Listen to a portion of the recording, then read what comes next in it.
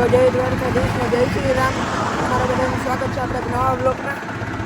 આજે આપણે ઓલું મશીન આવ્યું એનાથી આપણે પાણીનું ટેસ્ટિંગ કરીએ જ્યારે તમને બતાવું.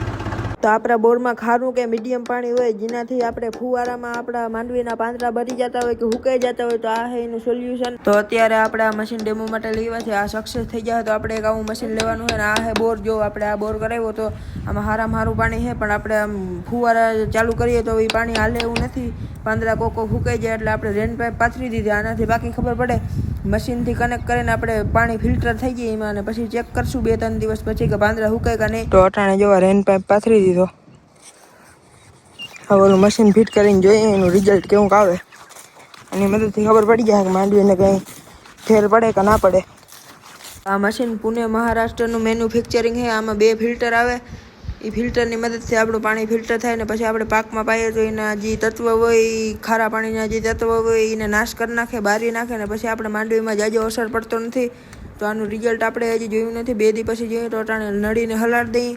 એક કોર નળી હલાડી દીધી ને હજી બીજી કોરે નળી હલાડી દીધી. તો આની મદદથી આપણે અહીંયા રેન પાઇપ જોઈન્ટ કરી દઉં ને પછી આપણે ખબર પડી જાય. અહીંયા રેન પાઇપનું આગળનું મોઢું ફિટ કરી દીધું ને માથે ટ્યુબ ફિટ દે, કારણ કે જરાય પાણી નીકળે નહીં. પછી આપણે જોઈએ ફુવારો થાય પછી આપણે ખબર પડી જાય. ને અહીંયા પણ આપણે વારા વીટી દીધા જેથી પાણી નીકળે નહીં. તો ટ્રેક્ટર ધીરે હટાડી લઈએ. ધીરે ધીરે હટાડવું પડે, માથે ખાતી છે અને જો ટાયરું નાખવામાં આવે જાય ફરજી જાય.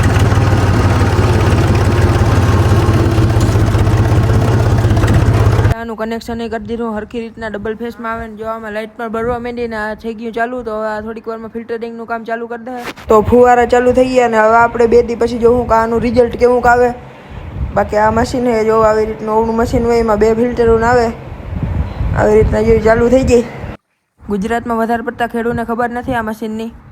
તો હવે ભાઈ ટ્રેક્ટર માંથી અહીં લઈ વા આમાં હાથી જોડે છે ને. હવે આપણી મોટર થઈ ગઈ 6:30ની.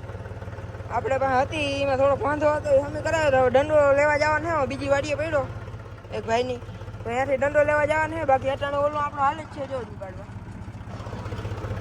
તો દંડો લેતા આવીએ આપણે. બાકી અહીં 32-30 પડ્યું. તો હવે નીકળી ગયા.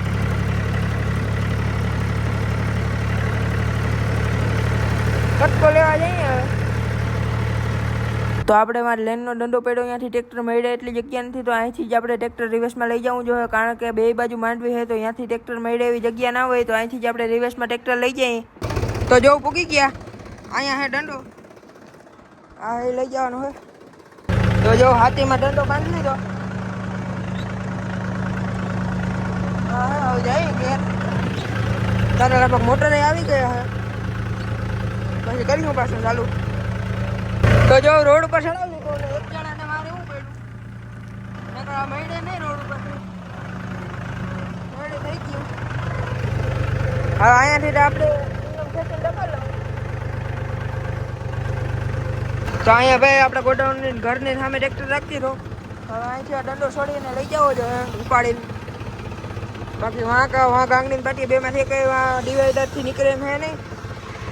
એવું હે. હવે છોડી નાખીએ ને પછી 2-3 જણા થાય ને લઈ જાવો જો ઉપાડીને દંડો. આ રોયડાથી માં લઈ જાવો જો આપણા ખેતરમાં સેટ. તો 2 જણા ભાઈ રોયડાથી ઢહીને દંડો લઈ આવ્યા. નકર આમ અટવાઈને પડે કોક તો આમાં લઈ જાય. તો આપણું ટ્રેક્ટરમાં પડ્યું એ લેવાનું છે. તો આ ફેરવીને લઈ આવવું જોઈએ. તો પાછા ટ્રેક્ટરમાં આવી ગયા અને ફેરવીને લઈ જાઉં જો હવા પેટ્રોલ પંપેથી.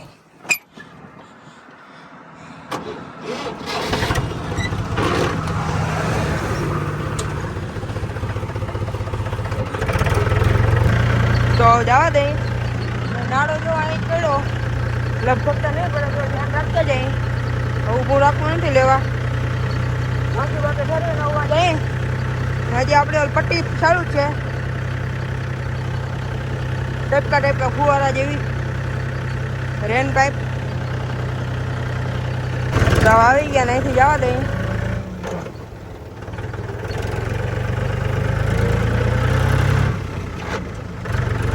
તો આ પાનું લઈ જવાનું હતું. પાનું ગોતલી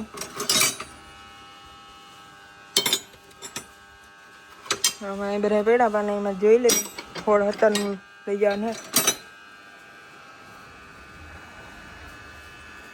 તો જો આ પાના જડી ગયા, આ લઈ જવાનું હે, પછી રાખને ઉતાર દે કટકોન મોટરને. તો જો હજી ફુવારા ચાલુ જ છે, હજી આને આપણે ચાલુ જ રહેવા દેવાનું હે. કાલ સવારે ખબર પડે આનું રિઝલ્ટ આ મશીનનું. અટાણ તો આપણે મશીન ડેમો હાટું લઈ આવ્યા. આપણા બોરમાંથી જો ડાયરેક્ટ કનેક્શન આવે આનું, આવી રીતના થઈને આમાં જો ફિલ્ટરો આવે 1 ને 2 ને વચમાં પણ જારીઓ રાખેલ હોય, એની મદદથી હાલતું હોય આ બધું સેટઅપ આનો. તો હવે આ મોટર રહી જો આ રહી 6.5 મોટર છે આ, ને આ ઘણી કટકો છે આપણે લઈ ભાઈ. હા મોટરને પણ આમાં ઉતાર દઉં, પછી ફૂલ પાણી આવીએ બોરમાં. ચાલો પછી મળીએ. તો ભાઈ 2 દિવસ થઈ ગયા ને હવે આજે આપણે જોશું કે ઓલા મશીનનું રિઝલ્ટ શું આવ્યું. આ માંડવી છે એ આપણે પહેલાં પાણી ગયું હતું બોરનું એ છે ને હવે તમને આગળ બીજી દેખાડું.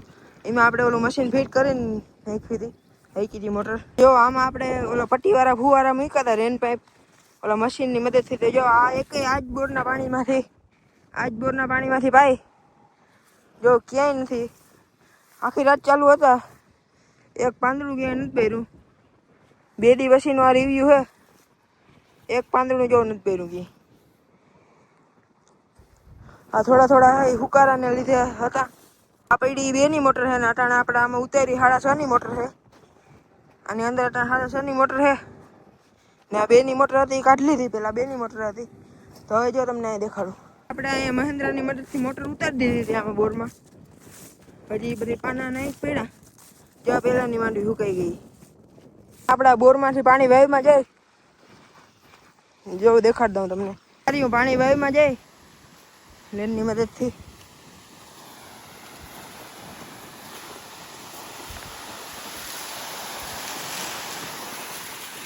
આ માંડવી છે 1 મહિનાની છે, અને ઓલી માંડવી આપણે જેમાં બોર છે એ માંડવી છે 1.5 મહિનાની છે.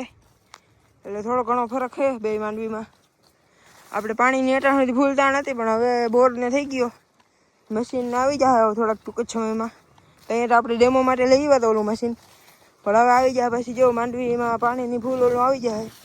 બાકી માંડવી અટાણે હારામાં હારી છે, 18ની જારીએ વાવલ છે. ઉના પાટલા ભૂટકી ગયા, નાના હજી ભૂટકા નથી પાટલા. માંડવીમાં તમને કંઈ ફેર દેખાય? આ જો અહીંયાથી ઓલી કોરની છે એ લીલી છે ને આ ખારી છે. તો આમાં આપણે પાણી પાઈ દીધું હતું, ઉમાં હજી બાકી હતું, એવા હાટું આવું થયું. તો હવે તો આપણે બોર થઈ ગયો, પાણી પાઈ દઉં.